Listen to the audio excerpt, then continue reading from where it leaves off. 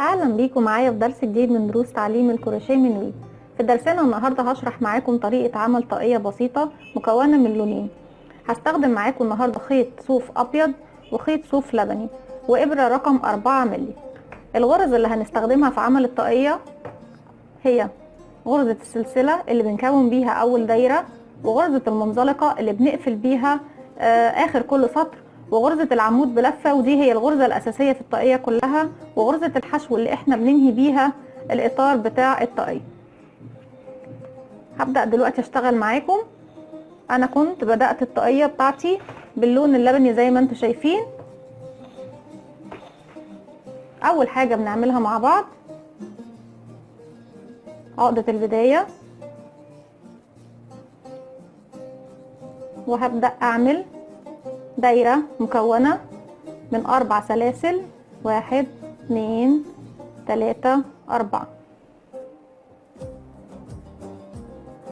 هقفل في اول سلسلة انا عملتها في الطرف الامامي،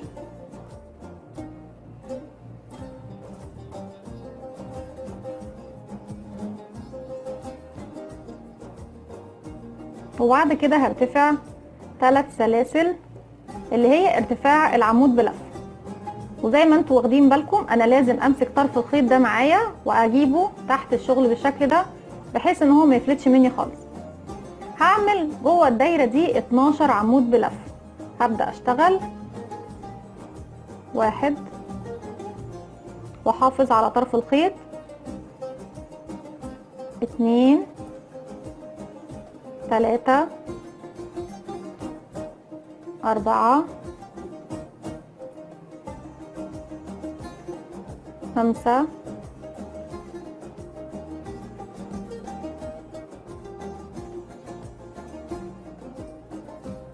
6 7. ودايما ناخد بالنا من طرف الخيط. نعد تاني 1 2 3 4 5 6 7 8 9 10 11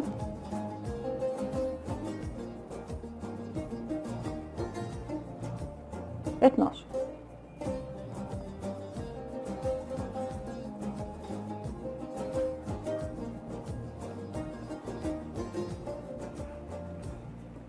وزي ما انتم شايفين انا ما اعتبرتش الثلاث سلاسل اللي انا ارتفعت بيهم عمود،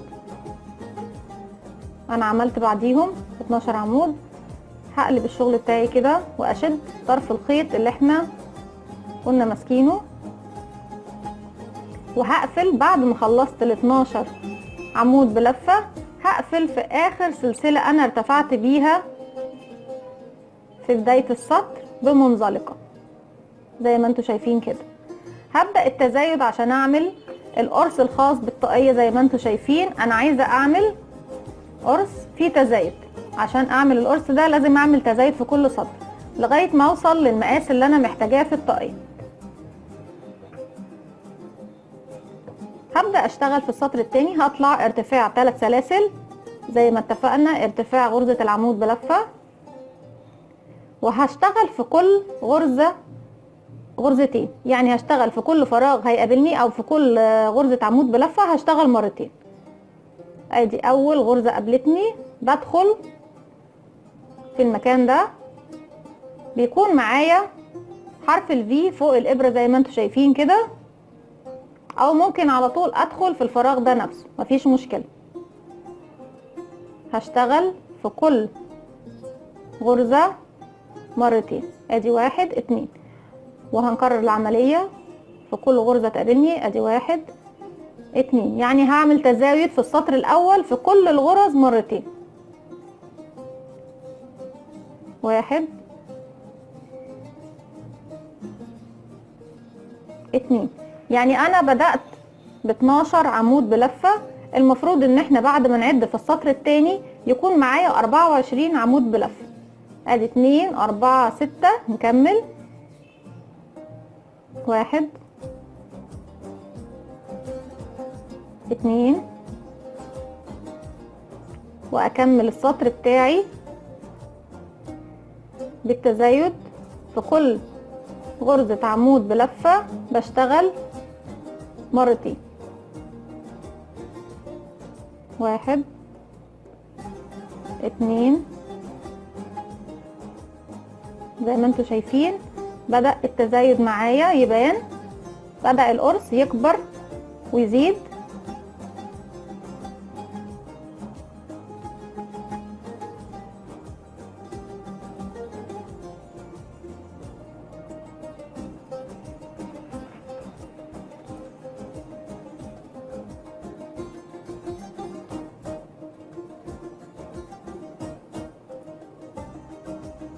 واحد 2. وبكده قربنا نخلص السطر التاني. 1 2. كده فاضل لي اخر غرزة زي ما انتوا شايفين اهي، والفراغ دوت زي ما اتفقنا ده في المكان اللي انا ارتفعت منه، مش هشتغل فيه لان ده المكان اللي انا برتفع منه. 1 2. ومعلومة مهمة جدا يا جماعة في التزايد في الدايرة، ان احنا دايما في كل سطر بنعمل فيه تزايد لازم اخر غرزة هشتغلها يكون فيها عدد زوجي من الغرز، يعني لازم يكون فيها تزايد. وبعد كده هقفل السطر التاني بمنزلقة في الثالث سلسلة انا ارتفعت بيها بالشكل ده. هبدأ ارتفع للسطر الثالث، لسه القرص ما وصلش للمقاس اللي انا محتاجاه للطاقية. احنا بنعرف المقاس ازاي للطاقية؟ ان احنا بنفضل نرتفع ونعمل تزايد في القرص لغاية ما نشوف حجم الطفل او الشخص اللي احنا هنعمل عليه الطاقية، وبعد كده ببدأ نشتغل بطريقة تانية هوريها لكم دلوقتي. هرتفع السطر الثالث 3 سلاسل اللي هي ارتفاع العمود بلفة. كنا في السطر الثاني عملنا تزايد في كل غرز السطر الثاني، كل غرزة دخلنا فيها مرتين. في السطر الثالث هنشوف هنعمل ايه. ده اول فراغ هيقابلني هشتغل فيه مرة واحدة غرزة عمود بلفة، وفي الفراغ التاني هشتغل مرتين. يعني التزايد في السطر التاني التالت بيكون واحدة بنشتغل فيها غرزة واحدة، والتانية بنشتغل فيها مرتين. واحدة بنشتغل فيها واحدة والتانية بنشتغل مرتين، يعني كده اشتغلنا واحدة غرزة عمود بلفة. في الغرزة التانية هنشتغل مرتين، يعني هنعمل فيها تزايد 2. في اللي بعدها هنشتغل واحدة، واللي بعدها هنشتغل مرتين 1 2. اللي بعدها هنشتغل مرة واحدة، واللي بعدها هشتغل مرتين ادي 1 2. وهكمل السطر على الاساس دوت. في اول غرزة بنشتغل مرة واحدة، وبعد كده التانية اللي بعدها بنشتغل مرتين. غرزة بنشتغل مرة واحدة والتانية بنشتغل مرتين. هكمل السطر وارجع لكم. بكده اكون خلصت السطر الثالث.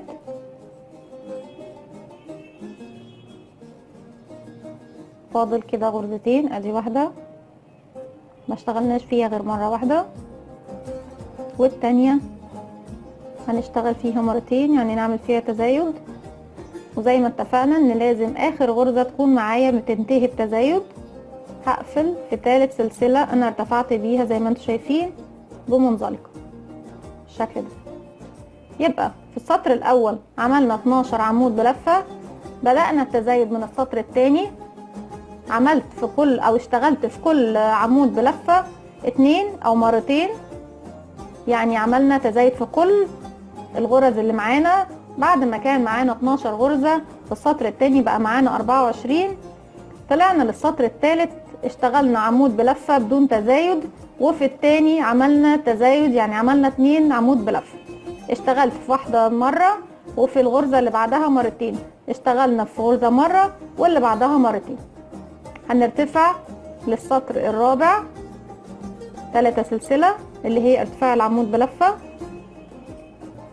احنا كنا في السطر الثالث التزايد بدأ من رقم 2، الغرزة رقم 2.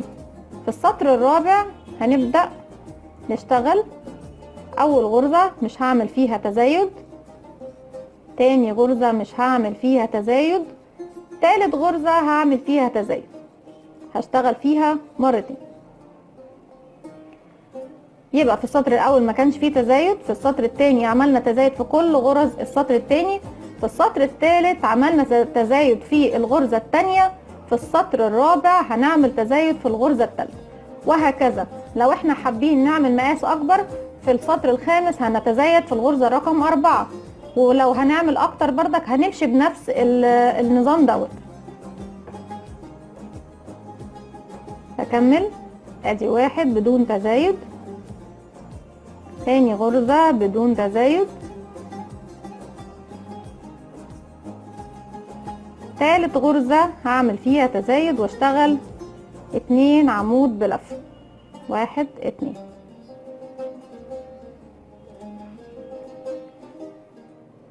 تاني اول غرزة بدون تزايد،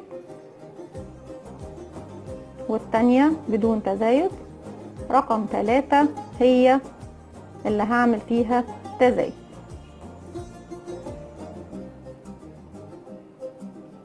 وعلى نفس الاساس دوت هكمل السطر بنفس الطريقة، هكمل السطر وارجع لكم بالشكل دوت. انا خلصت السطر الرابع، ما بقاش معايا غير 3 غرز، هكملهم مع بعض. ادي اول واحدة بدون تزايد، تاني واحدة بدون تزايد، في التالتة هنشتغل التزايد زي ما اتفقنا. وقلنا ان احنا دي الفراغ دوت مش هندخل فيه لان ده مكان الارتفاع. هقفل السطر بتاعي بغرزة منزلقة في تالت سلسلة ارتفعت بيها السطر ده بالشكل ده. انا كده وصلت للمقاس اللي انا محتاجاه للطاقية او التزايد اللي انا محتاجاه للقرص. هبدأ بعد كده اشتغل بدون تزايد. يعني ايه هشتغل بدون تزايد؟ يعني هشتغل في كل غرزة عمود واحدة، مش هعمل اي تزايد تاني. هنطلع ب3 سلاسل ارتفاع غرزة العمود بلفة، واشتغل في كل غرزة عمود بلفة غرزة واحدة بس عمود بلفة زي ما انتوا شايفين لحد ما اخلص السطر كله، علشان الطاقية بتاعتي تبدأ تديني شكل الطاقية. يعني تبدأ تقفل الدايرة، بدل ما هي قرص مفتوح كده هتبدأ تقفل معانا وتاخد شكل الطاقية. نكمل.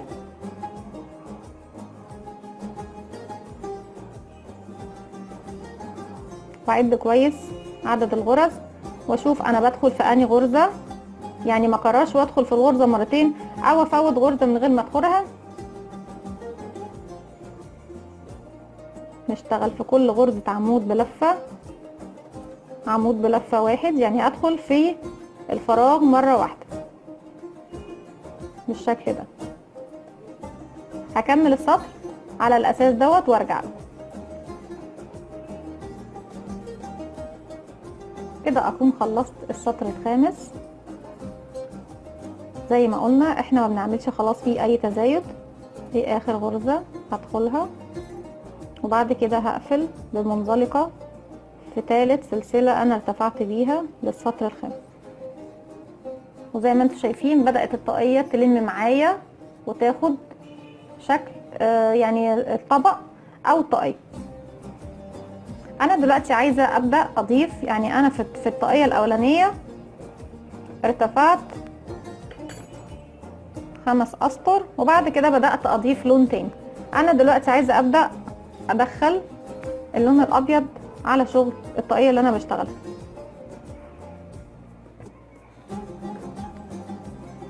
هنمسك الخيط الجديد اللي احنا هنشتغله ونلفه بالشكل دوت كده، نعمل حلقة على الهواء، وامسك الخيط بتاع الطاقية اللي شغالين بيه واثبته هنا وامسكه بايدي وادخل في السلسلة اللي انا عملتها على الهواء واخرج بيها من اخر سلسلة انا قفلت بيها بمنزلقة، وبعمل ارتفع سلسلة.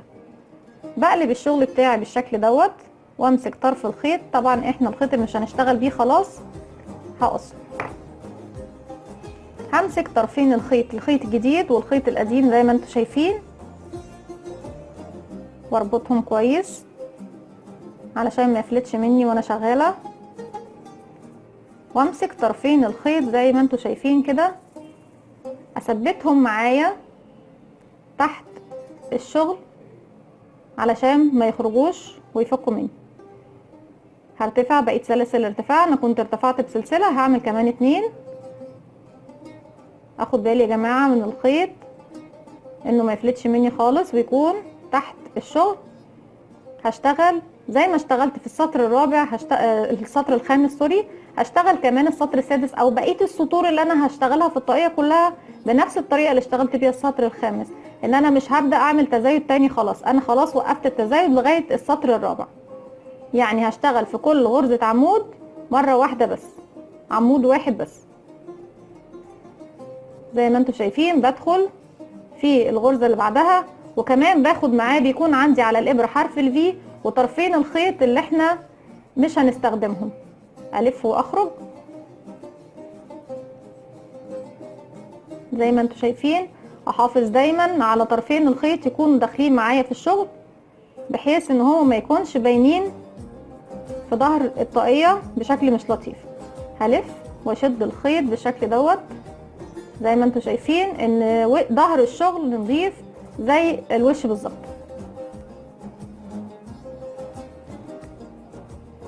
نمسك طرفين الخيط تحت الشغل ونشتغل، شد الطرفين كويس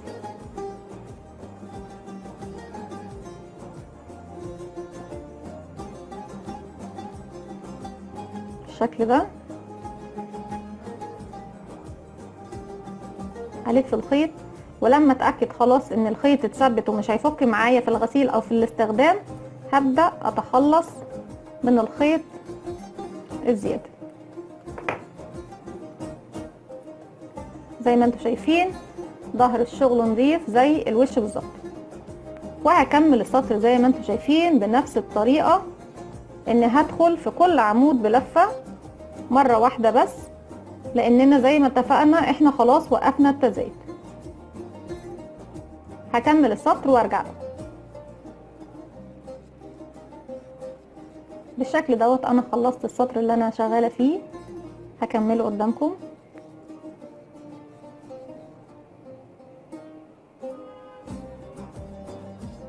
دي اخر غرزه،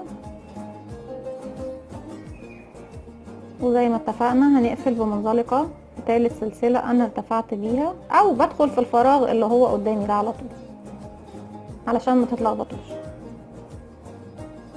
زي ما انتم شايفين ان بدأ شكل الطاقية يبان معايا. السطر اللي بعده عايزين ندخل اللون اللبني تاني، هنعمل نفس الخطوة اللي عملناها. نمسك طرف الخيط التاني اللي هنشتغل بيه وبلفه بالشكل دوت، بعمل حلقة على الهواء، بمسك طرف الخيط اللي انا شغالة بيه بجيبه تحت الشغل وامسكه بصباعي ده كده، وابدأ ادخل في الحلقة اللي انا عاملاها واخرج من السلسلة اللي انا عاملاها واعمل سلسلة تانية علشان اضمن ان انا ثبت الشغل. هلف الشغل بالشكل ده واقص الخيط التاني اللي انا مش هشتغل بيه، واثبت طرفين الخيط اربطهم كويس مع بعض بالشكل دوت، وامسكهم زي ما اتفقنا، ما بسيبهمش خالص من ايديا، بجيبهم بالشكل ده في ظهر الشغل كده، علشان لما اجي اشتغل الغرزه اللي هشتغلها، ادخل في الغرزه اللي هشتغلها كده، ويكون كمان الحرف الفي والغرزه اللي انا بشتغلها والخيط الزياده اللي مش هشتغل بيه يكونوا هما الاتنين فوق الابره.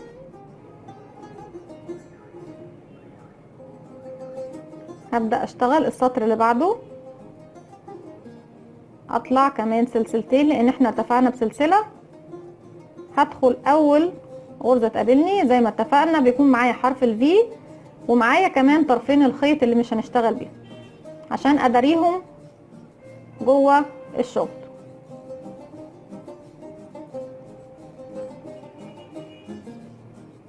بالشكل ده.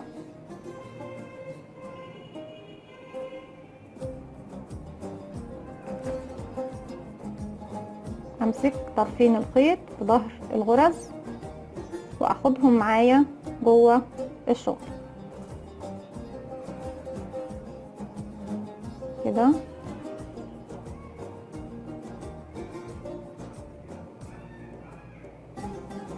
هلف شغلي، ولما اتاكد ان خلاص اتثبت الخيط ومش هيفك مني هبدا اقص الخيط الزياده واتخلص منه.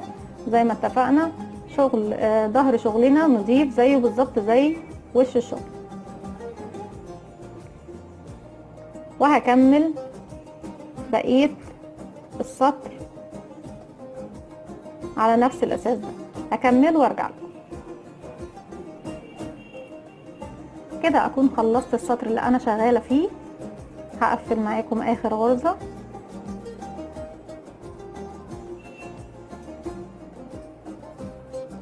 بالشكل ده، ونشوف شغلنا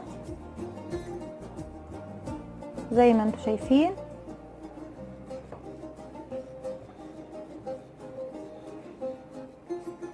هنشتغل كل الاسطر اللي جايه بنفس الطريقه اللي احنا اشتغلناها.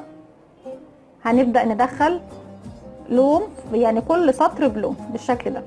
انا كنت اشتغلت 1 ابيض 2 3 4 اسطر بالابيض، 1 2 3 و3 اسطر باللون اللبني. هكمل كل الطاقية بالشكل دوت وهرجع لكم. وبالشكل ده انا وصلت لنهاية السطر الاخير اللي احنا كنا بنشتغل فيه عمود بلفة علشان ابدأ اعمل الاطار الاخير اللي هو بغرزة الحشو. هنهي معاكم اخر سطر او اخر راوند. وزي ما اتفقنا ان احنا من بعد السطر الرابع ما كناش بنعمل تزايد، كل اللي بنعمله ان احنا كنا بندخل في كل عمود بلفة بندخل مرة واحدة بس بعمود بلفة. هدخل في اخر سلسلة ارتفاع انا عملتها واقفل بمنزلقة بالشكل ده. هبدأ اشتغل بغرزة الحشو عشان اعمل الاطار الاخير زي ما اتفقنا ان احنا بنمسك الخيط الجديد ونلفه بالشكل ده، ونمسك طرف الخيط بايدينا من تحت بصباعنا ده كده، وهدخل في الحلقة اللي على الهوا دي واعمل سلسلة. اقلب شغلي كده واقص الخيط اللي خلاص مش هشتغل بيه، وامسك طرفين الخيط اللي مش هشتغل بيهم اربطهم كويس، ويا اما ندار الخيط زي ما اتفقنا بالطريقة اللي اتفقنا عليها المرة اللي فاتت، او بنعمل طريقة تانية اللي هي دلوقتي هوريها لكم. بمسك طرفين الخيط مع الخيط اللي هسحبه مع الابرة بالشكل ده واعمل بيه سلسلة كده، واسيبه واعمل سلسلة تانية بالشكل ده. لكن انا عشان هشتغل في غرزة حشو هستكفى بس بسلسلة واحدة اللي هو كده. هنمسك الخيط مع الخيط اللي هنشتغل بيه ونرتفع سلسلة ارتفاع غرزة الحشو. بعد كده هدخله تحت الشغل بتاعي وابدأ ادخل في كل فراغ مرة غرزة حشو بالشكل ده. دي اول سلسلة، اول غرزة، تاني غرزة نشتغل غرزة حشو بقى بعد كده كده بالشكل دوت زي ما انتم شايفين.